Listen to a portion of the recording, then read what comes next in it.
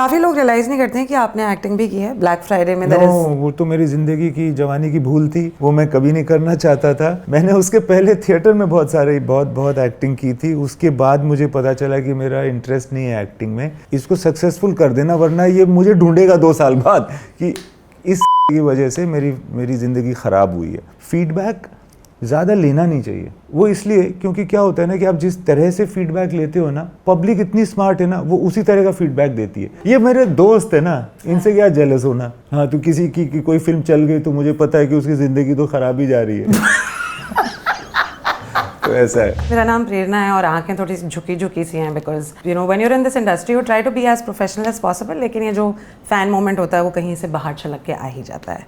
So a very very good day Imtiaz Ali, बहुत अच्छा काम किया है आपने कि आप वापस से आए हैं इतने समय के बाद में, ए आर रहमान सर के साथ में, आफ्टर ऑलमोस्ट 8-9 ईयर्स। क्या आपको पता है कि ये जो दुनिया है ये 2 हिस्सों में बटी हुई है? ऐसा है क्या?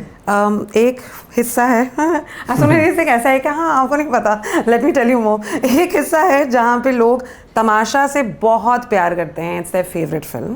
एंड देन एक हिस्सा ये है जहाँ पे तमाशा बिल्कुल उन्हें पसंद नहीं है, काबिल बर्दाश्त बिल्कुल नहीं, and they like Imtiaz Ali could have done better. आप किस कैटेगरी को बिलोंग करते हैं? What do you want to say to these 2 parts of the world? अपनी पिक्चर को जज करना पॉसिबल नहीं होता। जो लोग तमाशा को पसंद करते हैं और मुझे आके कहते हैं कि जी, उनका कहने का ये होता है मैंने आपकी फिल्म देखी और मैंने नौकरी छोड़ दी, अब मैं राइटर हूँ। तो मुझे मेरे दिल से दुआ निकलती है कि हे भगवान, ये जो है ना, इसको सक्सेसफुल कर देना, वरना ये मुझे ढूंढेगा 2 साल बाद कि इस की वजह से मेरी ज़िंदगी ख़राब हुई है। तो उनका ये होता है कि मैं तो इंजीनियर था, मैं अमेरिका में बहुत पैसे कमा रहा था, मोटी मेरी कमाई थी, सब कुछ था, बड़ा अच्छा था, बड़ा अच्छा सुंदर घर था, सब छोड़ दिया। अब मैं एक्टिंग की स्ट्रगल कर रहा हूँ, मैं यहाँ रह रहा हूँ आदर्श नगर में। मुझे लगता है हे भगवान, इसको भी सक्सेसफुल कर दो। तो हाँ, ऐसे कैटेगरीज हैं। कुछ लोगों को बहुत स्टार्टिंग से ही बहुत पसंद आई फिल्म, ऐसी पसंद आई कि कुछ लोगों ने जैसे कि अपनी ज़िंदगी बदल ली। मतलब ये पसंद आना होता है या पता नहीं क्या होता है, मगर हाँ, कुछ लोगों को बिल्कुल नहीं पसंद आई। मुझे कभी कभी ये भी लगा, उस वक्त लगा करता था, मैं फिल्म देखने गया, तमाशा नई लगी थी, और जो फिल्म जब ख़त्म हुई थी बहुत सारे लोग आकर के घेर लिया उन्होंने मुझे, बिकॉज वो लोग पहचान रहे थे मुझे, और मैं पूछ रहा था जी कैसी लगी, क्या है, व्हाटएवर। सो लोग तारीफ़ ही करते हैं, आपके मुंह पे कौन बुराई करेगा ना। तो ज़्यादातर उस वक्त लोग तारीफ़ कर रहे थे, तो मैं खड़ा हुआ था। एक महिला थी वहाँ पे, and she must have been at that time closing to 40, standing over there, and she is just looking at me, और ना बहुत खुशी से नहीं देख रही थी, प्यार से नहीं देख रही थी, बहुत थोड़ा अजीब सी एक नज़र थी उनकी। तो मैं I was noticing her, and then she was going, so I just walked up to her and I said आपको कैसी लगी फिल्म? तो शी टर्न बैक एंड उसने मुझसे कहा आपको ये फिल्म पहले बनानी थी, अब तो बहुत देर हो गई। अरे बाप रे। और चली गई। And I could never forget, and it was she was not feeling good at all, she was feeling horrible about her life, and this film reminded her of things that are not so good in her life. मेरे ख्याल से ये भी वजह थी कि बहुत लोगों ने फिल्म को पसंद नहीं किया, and I got that clarity right in the first week of Tamasha. Interesting.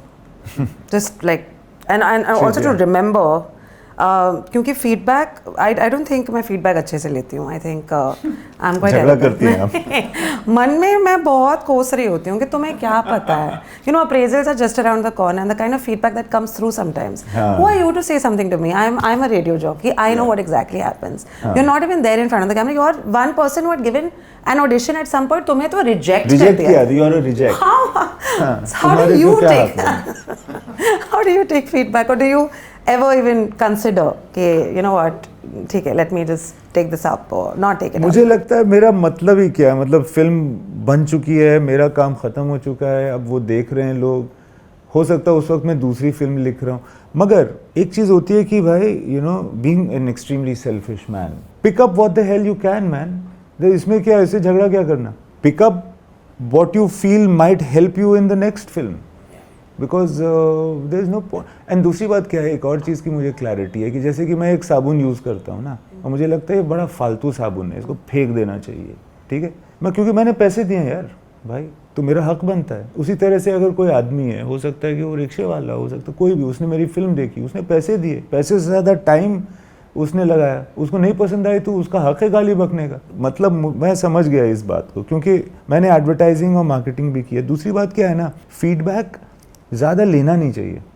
वो इसलिए क्योंकि क्या होता है ना कि आप जिस तरह से फीडबैक लेते हो ना, पब्लिक इतनी स्मार्ट है ना, वो उसी तरह का फीडबैक देती है।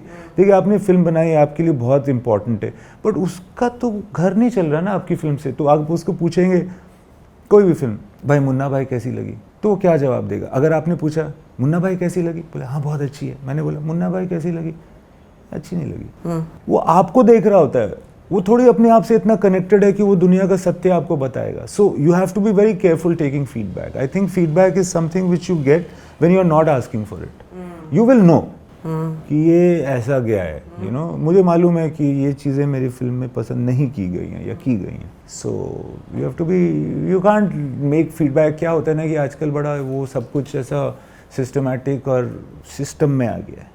लोगों को लगता है कि उस तरह के जो लफ्ज़ होते हैं ना, तो उनको हम अगर बोल देंगे, जो कैच फ्रेजेस होते हैं, तो हम बड़े, हमारी स्क्रिप्ट बेटर हो जानी है या हमारा गाना हिट हो जाएगा। ऐसा कुछ होता नहीं है ना।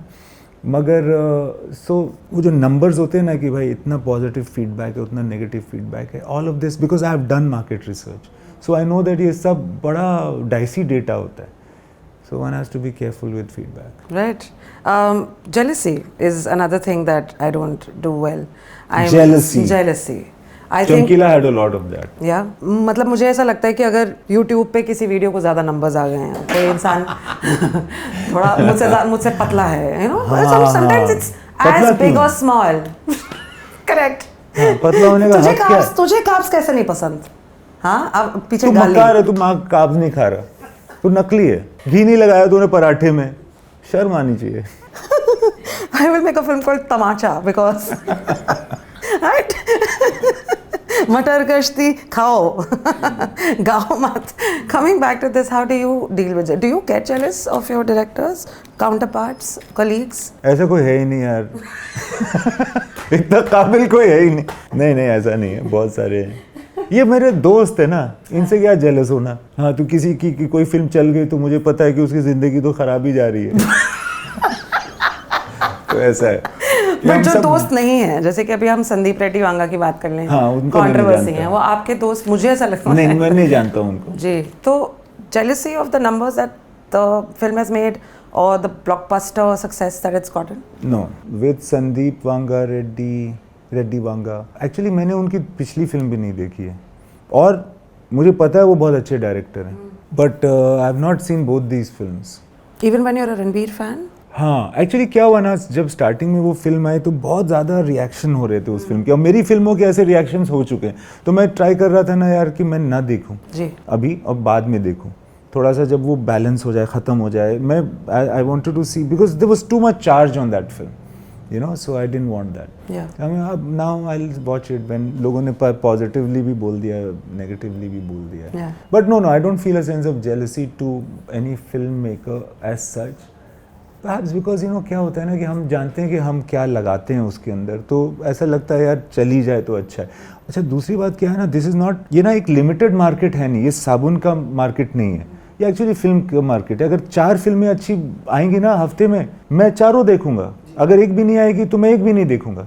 सो I feel that the nature of our business for directors specially is non competitive, so that's what I believe. Right. Coming back to Amar Singh Chamkila, I am a Diljit fan, क्योंकि वो एक कॉन्सेप्ट है मेरे साथ, he is not a person, right, the way he sings, उनके vlogs, उनका fashion. Are you a Diljit fan like that? Like मुझे दिलजीत के बारे में उतना पता नहीं था पहले, इन द वे दैट मुझे लगता था एक्टर बड़ा अच्छा है। मैंने उनके गाने को या मैं मतलब उतना सोशल मीडिया में भी नहीं हूँ। मैं उनसे मिला तो उन्होंने एक गाना गाया था हमारी पिक्चर में, रौला पहचान दे, सो तब मैं मिला था। But he is a very exceptional person, मतलब वो किसी एक्टर की तरह नहीं है, दूसरे किसी एक्टर की तरह। उसका सोचना, उसकी हरकतें, जो वे ही बहुत सादा प्लेन रियल आदमी है वो। राइट। एंड रियल सारे ही होते हैं, बट वो बहुत ही नॉन, जैसे यहाँ का नहीं लगता वो, राइट, किसी और दुनिया का लगता है। बट ही इज़ बहुत मज़ा आया उनके साथ, ख़ास करके इस बार में कि ना उनको ना पूरी, आप अगर कोई सेंटेंस बोले ना, ख़त्म करने की ज़रूरत नहीं, वो समझ जाता है। राइट।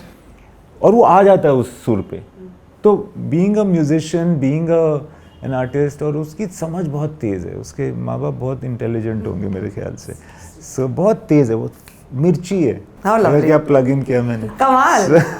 ये एडवर्टाइजिंग का मतलब दोस्तों कहीं ना कहीं से वो जादू आना ही है। The last 2 questions that I have for you is, Diljit Dosanjh की जब हम बात कर रहे हैं ना, he is a star in himself। क्या कभी आपको ऐसा लगता है कि जब कोई इंसान ऑलरेडी एक स्टार, एक ब्रांड होता है, वो थोड़ा ओवरपावर करता है टू अमर सिंह चमकीला? दिलजीत ने मेक श्योर किया, कभी ऐसा नहीं हुआ, कभी नहीं, कभी। मुझे लगता है कि दिलजीत खुद इतना बड़ा फैन है चमकीला का कि उसने कभी मुझे as a in life also, Diljit को ये एहसास नहीं है कि मैं कौन हूँ। हो सकता है कि जब वो किसी पार्टी में आए तो लोगों को ऐसा लग रहा हो, बट आई डोंट थिंक उसके अंदर जो चलता है वो ये चलता है कि मैं कोई हूँ।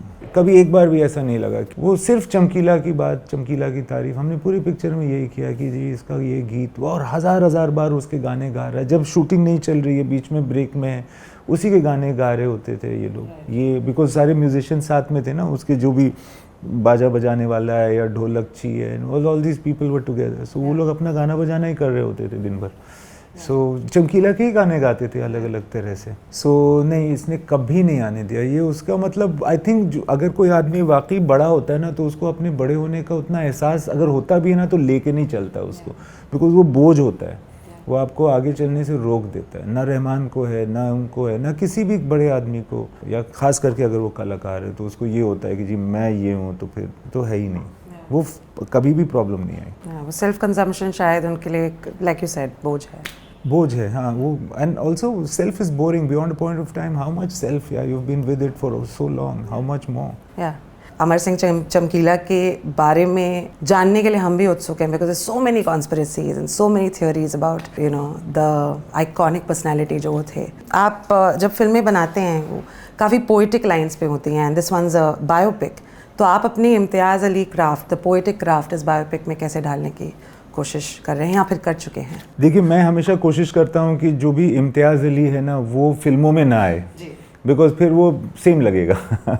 और मैं डायरेक्टर हूँ, मेरी शक्ल नहीं देखी जाती, तो मेरे पास बेटर मतलब साधन है कि मैं अलग अलग दिखूँ हर पिक्चर के अंदर।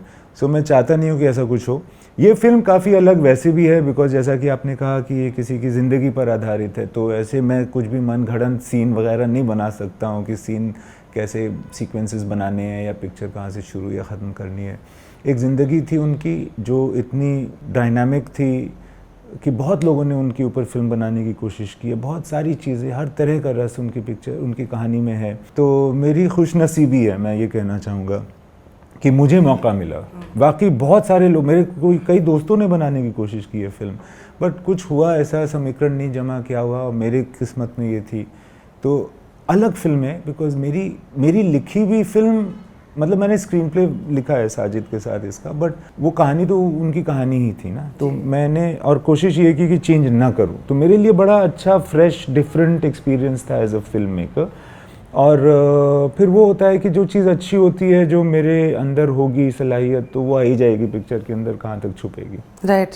आपके जितने कैरेक्टर्स हैं, और जस्ट एडिंग टू जो कुछ भी आपने कहा है, वो ना ब्लैक होते हैं ना वाइट होते हैं, मुझे तो लगता है ग्रे भी नहीं होते हैं, काफ़ी कलरफुल होते हैं। वो काफ़ी टूटे हुए से भी होते हैं, बट बहुत खूबसूरत से भी होते हैं जी। लेकिन इस सिचुएशन में, जैसे कि आपने कहा कि कहाँ से रिसर्च हुई इस किरदार के लिए, क्योंकि ये एक शख्स थे जी, है ना जी। और इनके बारे में हमने सुना है, लेकिन आपको लिखने में मदद कहाँ से मिली? देखिए, मैंने ना इनके जितने भी दोस्त हैं जो आज के दिन में जीवित हैं, जो इनके सहयोगी थे, जो इनके फैमिली मेम्बर्स हैं, इन सब से मैं मिला।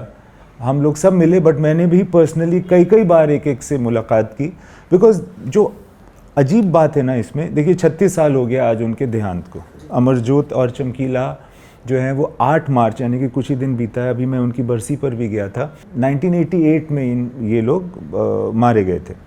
सो 36 साल हो गए। 36 साल के बाद जो चीज़ें होती है ना, वो आपकी मेमोरी में काफ़ी, मतलब वो एकदम क्लियर नहीं होती। right.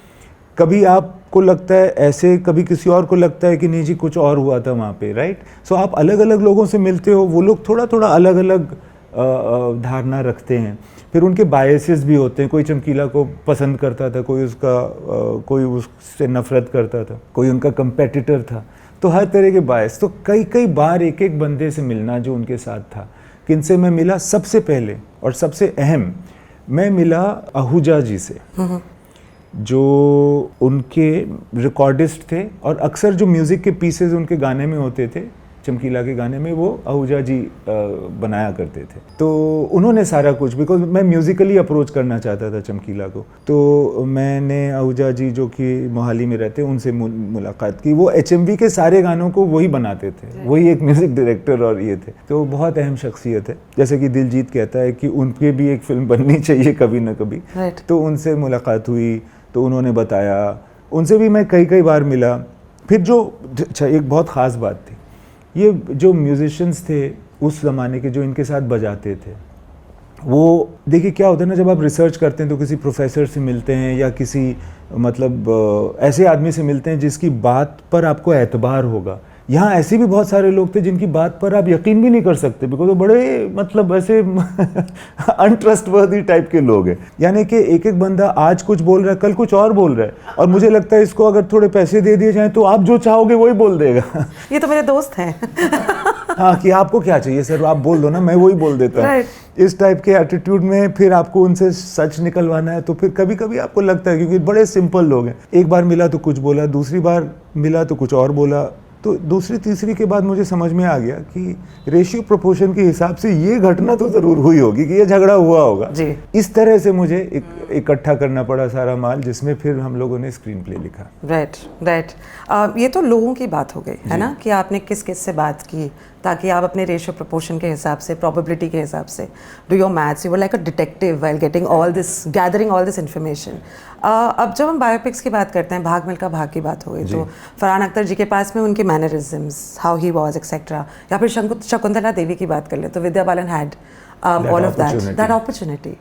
यहाँ पे दिलजीत के लिए कौन से चैलेंजेस थे? हाँ, वो ऑब्वियसली जिंदा नहीं है चमकीला, तो हम लोगों ने वीडियोस देखे, जितने भी वीडियोस चमकीला के हैं इंटरनेट पे, लोगों के पास हैं, प्राइवेट वीडियोस हैं, जहाँ जहाँ से हमको मिला over the last 4 years 3 years, जितने भी हम लोगों ने फिल्म बनाने में टाइम लगाया, सारे वीडियोस मेरे ख्याल से मैंने और दिलजीत ने देख ही लिए होंगे। वो उसको कुछ नया मिलता है तो कोई फ़ोटो मिल गया तो वो मुझे भेजेगा, मुझे मिला तो मैं उनको भेजता था कि हम उनके मैनरिज्म्स को फॉलो करें। एंड दूसरी बात क्या है कि जब एक्चुअली पहली बार मैंने दिलजीत से बात की, तो उन्होंने फ़ोन पे बोला कि देखिए, ऐसा कई लोगों को लगता होगा पंजाब में, मगर मुझे भी लगता है कि चमकीला का सबसे बड़ा फ़ैन मैं ही हूँ। तो उस वजह से तो मैं बहुत इंटरेस्टेड हूँ इस पिक्चर को करने के लिए, बिकॉज तो वो पहले से ही वाकिफ़ थे थोड़ा बहुत, उन्होंने पहले से ही काफ़ी कुछ देख रखा था और उनको पता थी परिस्थिति जहाँ से वो आया है चमकीला, किस तरह से उसकी मतलब हवा क्या है चमकीले की, या उनकी क्या रुतबा है, या लोग कैसे उनको देखते हैं, एंड वीडियोस वगैरह देखे थे। सो ये जो प्रेपरेशन है ना चमकीला प्ले करने की, ये दिलजीत कई डेकेड से कर रहे हैं। He's born to be. He is. Now you watch the film, आप देखिए फिल्म और आप बताइए वाकई कि ये फिल्म कोई और कर सकता था क्या? मुझे तो नहीं लगता है कि अगर ये नहीं होते दिलजीत दोसांझ, उन्होंने नई फिल्म की होती तो कौन कर सकता था। हालांकि मैंने कोशिश बहुत की दूसरे एक्टर्स से भी बात की एटसेट्रा, बट समहाउ ये ऐसे ही होना था। Happen to happen. मैं एक्चुअली पूछने वाली थी आपसे कि क्या आपके लिए बहुत इंपॉर्टेंट था कि कोई एक ऐसा एक्टर आए इस प्रोजेक्ट पे जो गा सकता है? जी हाँ, बिल्कुल, बिकॉज हमने ना लाइव रिकॉर्ड किया है, जैसे कि हम सिंक साउंड करते हैं ना, उस तरह से सिंक साउंड में सिंगिंग रिकॉर्ड की है इस पिक्चर के अंदर, जो 400 लोग 300-500 लोग अखाड़ा में खड़े हैं और उसमें कोई गा रहा है, म्यूजिशियंस जो बजा रहे हैं वो दरअसल बजा रहे हैं वही आप पिक्चर में फाइनली सुनने वाले हैं, उसके ऊपर से हमने कुछ नहीं डाला। तो इनकी सिंगिंग, परिणीति की singing, it's all live. So definitely I wanted a musician. और फिर ये होता है ना कि एक जो आप कोई गाना लगा दें, एक म्यूजिशियन बैठा होगा बट आपको पता चल जाएगा कि ये म्यूजिशियन है, क्योंकि इसका somehow there is some vibration in them, because वो म्यूजिक के लोग हैं। तो दिलजीत का भी वैसे ही है, कभी वो ऐसा प्रूव करने की कोशिश नहीं करेगा कि मैं म्यूजिशियन हूँ, बट आपको पता है उसकी अदा से, उसकी बातों से, जिस तरह से वो खड़ा होगा उससे कि ये सिंगर है। तो I wanted that. because I'm not a musician, so I wanted somebody to because I admire musicians.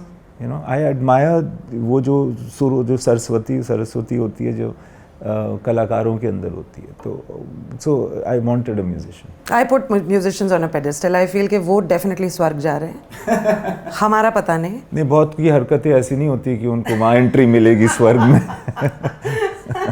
We will not talk about that. ये जो you know biopic, the process, Punjab के साथ में आपकी जो एसोसिएशन है, very quickly आप जमशेदपुर में पैदा हुए थे, and you were brought up in Jabalpur, was it? No, Jamshedpur was born and brought up there, right? तो और आपने ये भी कहा है किसी इंटरव्यू में कि कई सारे गलत डिसीजंस लिए हैं आपने, you know, you wanted to be somewhere but you were never there.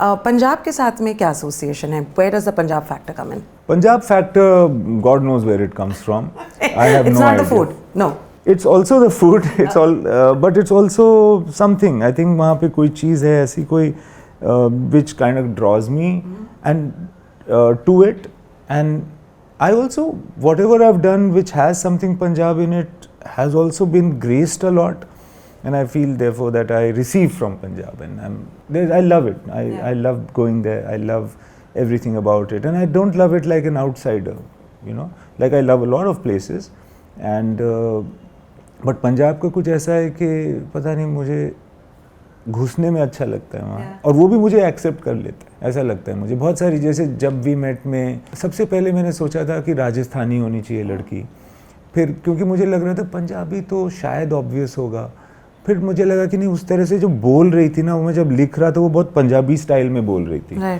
तो फिर वो पंजाबी हो गई, तो गीत भिलन हो गई, तो फिर see that turned out, and then for that reason फिर हम पंजाब गए. वहाँ पर मैंने और भी चीज़ें देखी सीखी, उस जो दूसरी फिल्म में आई, फिर दूसरी में जो देखा सीखा वो तीसरे, इस तरह से वो चेन बढ़ती गई. I have another story that I have written which is based on Punjab after चमकीला.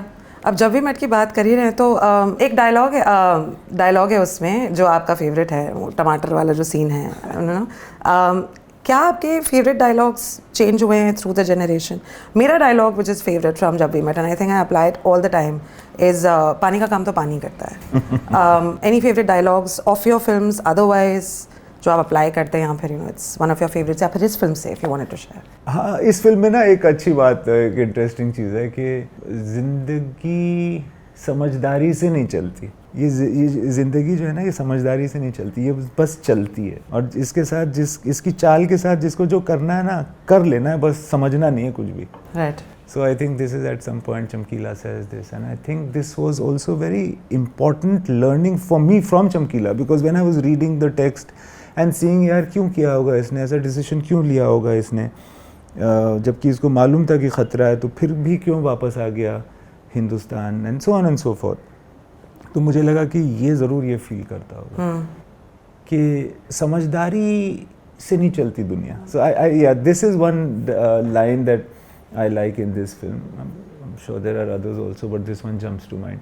फिर कभी-कभी किसी फिल्म में कोई ऐसी लाइनें होती है ना, जैसे वो बोलती है नहीं होना है, मुझे सेंसिबल नहीं होना है, मैं गलत हूँ, हाईवे में कहती है, मैं ख़राब हूँ, मगर मैं आप में से एक नहीं हूँ, मैं वापस नहीं आऊँगी. So I like that to say that मुझे सेंसिबल नहीं होना है. या हमने ये सुना है इम्तियाज़ सर कि आपके जो गाने हैं, फॉर एग्जांपल अगर तुम साथ हो, तो उसमें आपने एक्टर्स को एक समय के बाद में छोड़ दिया था. You know it's up to you what you want to do right now, what you feeling right now. या फिर कुन फाया कुन में रणबीर कपूर के साथ में भी ऐसा होता है. इज दिस ट्रू कि आप छोड़ नहीं, मतलब see you have to, you actors को आप ये नहीं डिमांड कर सकते कि भाई कहानी भी अब तुम ही लिखो, या डायलॉग तुम लिखो, या अब तुम डिसाइड करो कहानी में क्या होगा. ये वो उनका काम नहीं है, आप उनको वो नहीं कर सकते. You have to tell that this is what is happening in the story, and you have to tell it from the inside and the outside. You have to give them बाहर का instruction कि यहाँ खड़े होना है, ये देखना है, इसको लुक देना है, क्यों देना है वो भी आपको. बट हाँ, ये ज़रूर है कि आप इतना स्कोप ज़रूर क्रिएट करते हैं जिसमें वो खुद भी मूव कर सके. राइट. उसको बांध नहीं देते हैं बहुत ज़्यादा, तो वो एक बैलेंस होता है यार. क्या दिलजीत और परिणीति के साथ में ऐसा हुआ था इन दिस फिल्म? हाँ बिल्कुल बिल्कुल, क्योंकि क्या है कि वो दोनों गायक हैं. परिणीति एक ट्रेंड सिंगर है, दिलजीत तो है ही सिंगर. तो म्यूज़िक में there is a lot of music in this film, as you can imagine, they are playing musicians. So बहुत सारी ऐसी चीज़ें थी जो वो नेचुरली कर रहे थे। और ये है कि मैं उनको देखता था, फिर उनको मैंने फॉलो किया कि ये ऐसे जा रहा है, तो आगे के सीक्वेंसेस में भी मैंने उसको ढालने की कोशिश की, उनकी उस अदा को जो कि म्यूज़िक की वजह से आ रही थी। Music talks, right. आप जो कुन फाया कुन की बात कर रही हैं या अगर तुम साथ हो, ये जो गाना होता है ना, उसकी एक अपनी, जब वो बजता है तो आपको एक भाव आ ही जाता है, राइट। और उस भाव को आप फॉलो करते हो, उस भाव में ये एक्टर कैसे करेगा, उसके अंदर क्या आ रहा है, I try to follow that. However I don't say that भाई आप जो करना है करो। Right, spontaneously it's not just spontaneity of acting is different from spontaneity of direction. Yeah. They don't overlap because he's doing it from inside, I'm doing it, I'm looking at him, so it never interferes with each other. Right. ये काफ़ी सुनने में आया audiences को कि are you a director's actor? What sort of a director are you? Are you an editor's director? Are you an actor's director? Are you an audience's director? When I'm writing, when I'm making the film, what am I doing? I'm actually just like enjoying myself and I'm just like talking to myself. Yeah. So I think ये जो काम हम करते हैं film making का ना, ये मेरा खुद के साथ एक वार्तालाप है। I'm a director, बाकी तो वो एक्टर्स बताएंगे whether I'm an actor's director और एडिटर बताएगी बेचारी आरती, क्योंकि बहुत फिल्में की हैं हमने साथ में, और वो बहुत मैंने उनके साथ, कैमरामैन, ये सब अलग अलग लोग होते हैं जो आपके एसोसिएट्स होते हैं, जो आपके काइंड ऑफ प्राइमरी मूवर्स होते हैं, प्राइमरी आर्टिस्ट्स होते हैं। So I don't know that the audience will decide. I hope that I am the audiences director. Touch wood. मैं तो वुड पकड़ के ही रहता हूँ। आपके फीमेल कैरेक्टर्स काफ़ी लेयर्ड होते हैं एंड आई थिंक दैट जितने आपके मेल प्रोटैगनिस्ट हैं या एक्टर्स जो हीरोज़ हैं, चाहे हम वेद की बात करें या फिर जॉर्डन की बात करें, I think there is a lot that the female character plays, which is how and why हमें we get to know how big और हाउ ब्रोकन और how the main protagonist is.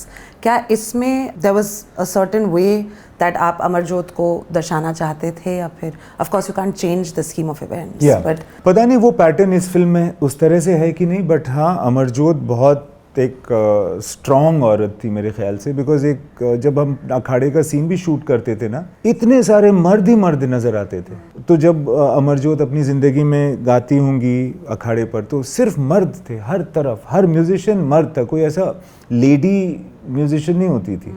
She was the only woman, एक औरत, हज़ारों मर्द, और उसमें ना शी यूज्ड टू स्टैंड।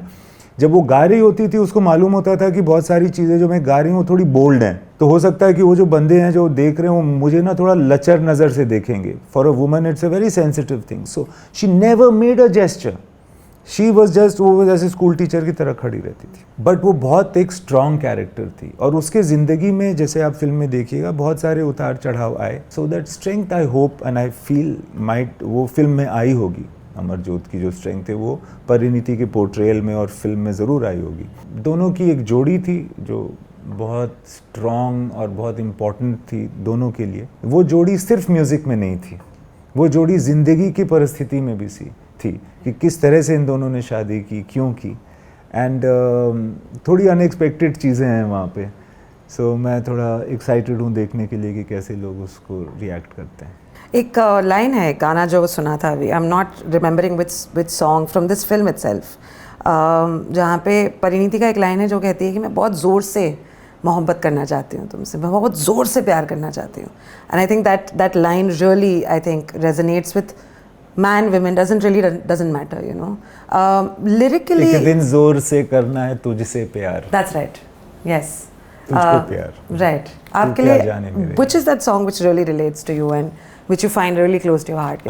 मैं इरशाद से बात कर रहा था, हमने बहुत सारी फिल्में की हैं, उसके ना कई दिन के बाद, सालों बाद कभी कभी हम बात करते हैं और कहते हैं, जैसे मैं उनको कहता हूँ कि यार तुमने ना वो लाइन बहुत अच्छी लिखी थी। एंड सो अब क्योंकि इतनी फिल्में, ये आई थिंक 9th फिल्म है जो हम साथ में कर रहे हैं, 9th ही फिल्म में 9 पिक्चरें बनाई हैं, ये मेरी 9th फिल्म है, तो सब में उसने लिखा है। तो मैं कह रहा था कि कौन सी लाइन है जो आपकी बहुत अच्छी है इस फिल्म में, तो तू क्या जाने is a good line in to the way that the song is and the film is, but इश्क मिटाए is also इश्क मिटाए और इश्क बनाए, ये दोनों को साथ कहना ही एक बहुत बड़ी चीज़ है, और वो बहुत पंजाब को प्रदर्शित करती है कि इश्क मिटाता भी है, इश्क बनाता भी है, और वो मिटता बनता रहा है पंजाब हमेशा। अगर आप देखें तो वो गाना भी उसने बहुत अच्छे से लिखा है। Any favorite songs? There are bits of songs that are good. It's too early for me to decide कौन सा मेरा favorite है या नहीं है। Right. But एक मैनू विदा करो एक गाना है, वो भी है, वो काफ़ी अलग गाना है। Yeah. तो let's see what people say. Yes, hoping. काफ़ी लोग रियलाइज़ नहीं करते हैं कि आपने एक्टिंग भी की है ब्लैक फ्राइडे में। No, वो तो मेरी ज़िंदगी की जवानी की भूल थी, वो मैं कभी नहीं करना चाहता था। मैंने उसके पहले थिएटर में बहुत एक्टिंग की थी। उसके बाद मुझे पता चला कि मेरा इंटरेस्ट नहीं है एक्टिंग में, मगर मेरे ऐसे कई मित्र हैं जो डायरेक्टर्स हैं जो करना एक्टिंग चाहते हैं, तो उन्होंने सोचा कि मैं भी एक्टिंग करना चाहता हूँगा। ऐसी मेरी कोई हसरत या तमन्ना नहीं है। When was it when you realized? Was it on the sets of Black Friday कि boss no I can't do this. Actually क्या हुआ कि जब क्योंकि मैं थिएटर से हूँ और मैंने बहुत साल एक्टिंग की है और डायरेक्शन भी किया थिएटर में। जब तक मैं आया ना, यहाँ क्या होता था ना कि आप कौन सी स्ट्रगल करने वाले हो, ठीक है, स्ट्रगल एक्टिंग की होगी या डायरेक्शन की होगी, दोनों कैसे करोगे? Correct. मतलब मुझे ऐसा लगता था, पता नहीं ये सच है कि नहीं। राज कपूर भी इसी इंडस्ट्री में थे और बहुत बड़े बड़े दिग्गज ऐसे हो चुके हैं, मगर मुझे लगा कि दोनों तो मैं नहीं कर सकता, मैं बिल्कुल ही अभी तो एकदम ज़मीन पे खड़ा हूँ। What do I like more? So I like direction more, so I am a director, I don't want to act. Okay. Yeah, the last question. Filmmaking schools में, I don't know if you're aware, Imtiaz Ali, I think there's a class specifically, which is the Imtiaz Ali class, where everyone's discussing your films, or they're discussing कि भाई आपके film making क्या नहीं करना चाहिए। मतलब ये इसमें ये देख लो। आपको क्या लगता है कि वो क्या डिस्कस करते होंगे? Which is the most fascinating part of your मुझे जाना चाहिए इनकॉग्निटो, जाके देखना चाहिए क्या बात कर रहे हैं, पता नहीं क्या बोल रहे होंगे। Maybe I will be shocked, but I must go and see, because मुझे ऐसा नहीं लगता। मैंने unfortunately I am not educated about cinema, I didn't go to film school, I didn't get to assist anybody. So मुझे तो वही था कि जो मैं कर सकता था टू कीप इट टुगेदर, मैंने लिख दिया, बोल दिया, कर दिया, डायरेक्ट कर दिया and all of that. So I don't know man, I guess they, I don't know क्या कर रहे हो। Do you think they discuss a certain film specifically? I'm not talking about Javi Mat because that is a massive hit for the audience as an audience per se, but like as filmmaking, आपको क्या लगता है कि कौन सी film discuss होती होगी? The ones that didn't do well, because as I said, this is what not to do.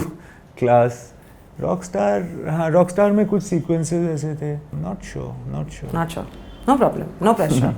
Anything that you want to say हमारे मिर्ची के listeners को कि अमर सिंह चमकीला हमें अमर सिंह चमकीला आ रही है, नेटफ्लिक्स पर आएगी। इसमें मैं ये कहना चाहूँगा कि इसमें जो पंजाबी गाने चमकीले के हैं वो सारी पंजाबी में हैं। दिलजीत ने गाए हैं, अमरजोत ने जो गाए थे वो परिणीति ने गाए हैं, उसको हमने कोई भी चेंज नहीं किया, वो पंजाबी में ही है। जो गाने रहमान ने बनाए हैं, हम लोगों ने बनाए, वो अलग से गाने हैं और वो हिंदी में है, वो पीछे चलते हैं। यानी कि कभी भी चमकीला हिंदी में गाता हुआ आपको नहीं नज़र आएगा। घबराना मत पंजाब के भाइयों बहनों, प्लीज़ पिक्चर देखना, होपफुली आपको अच्छी लगेगी। 12 अप्रैल को ये फिल्म आ रही है जिसका नाम है चमकीला, ये नेटफ्लिक्स पे आएगी, आप लोग देखना और उम्मीद करते हैं कि आपको पसंद आएगी, क्योंकि बड़े प्यार से हमने इस फिल्म को पंजाब में बनाया है। Thank you so much.